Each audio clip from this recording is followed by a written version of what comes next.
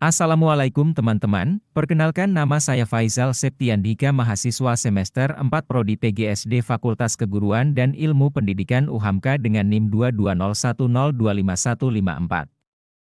Selamat datang di petualangan menarik kita hari ini. Kita akan menjelajahi persebaran air di muka bumi. Siap-siap yuk. Apa itu air? Nah, teman-teman, tahukah kalian apa itu air? Air adalah cairan yang sangat penting bagi semua makhluk hidup. Air mempunyai banyak fungsi bagi keberlangsungan makhluk hidup yang tinggal di muka bumi. Namun perlu diketahui, air di bumi tidak semuanya dapat diminum oleh makhluk hidup. Hanya sekitar 3% saja air di bumi yang bersifat tawar, dan sebagian besar air tawar ini berada di es dan gletser di daerah kutub. Jadi, air yang dapat kita minum hanya sedikit. Di mana saja kita menemukan air? Pertama, perhatikan dengan baik. Lihatlah. Sebagian besar permukaan bumi ditutupi oleh air. Kira-kira 71% dari wilayah bumi adalah air. Air tersebar di berbagai tempat, mulai dari sungai, danau, laut, samudera, hingga ada juga air di dalam tanah.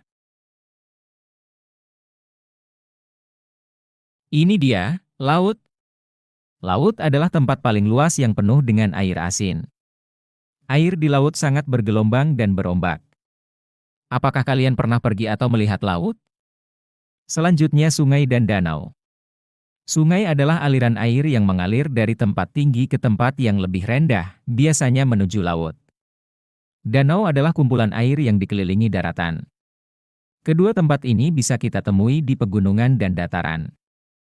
Ternyata, ada juga air yang tersembunyi di bawah tanah. Namanya air tanah. Air tanah ini bisa kita dapatkan dengan cara menggali sumur. Selanjutnya di daerah kutub, kita bisa menemukan air dalam bentuk es dan gletser.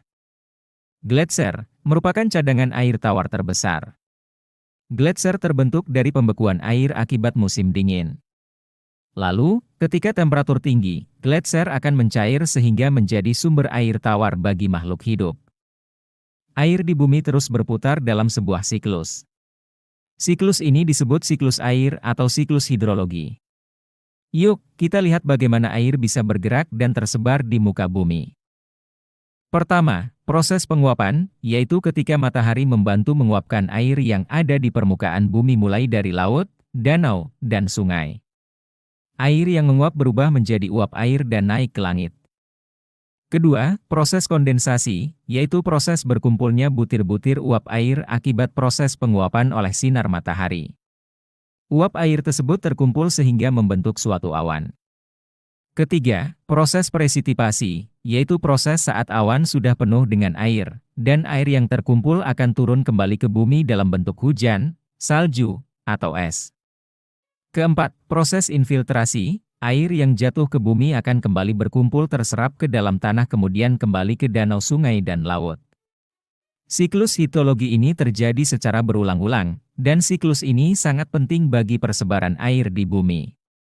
Nah, teman-teman sekarang sudah tahu bahwa air tersebar di berbagai tempat di bumi, baik di permukaan, di dalam tanah, maupun di udara. Persebaran air yang tidak merata ini membuat kita harus bijak dalam menggunakan dan menjaga ketersediaan air. Semoga video tadi menambah wawasan teman-teman yang menonton. Sampai jumpa di materi pembelajaran selanjutnya.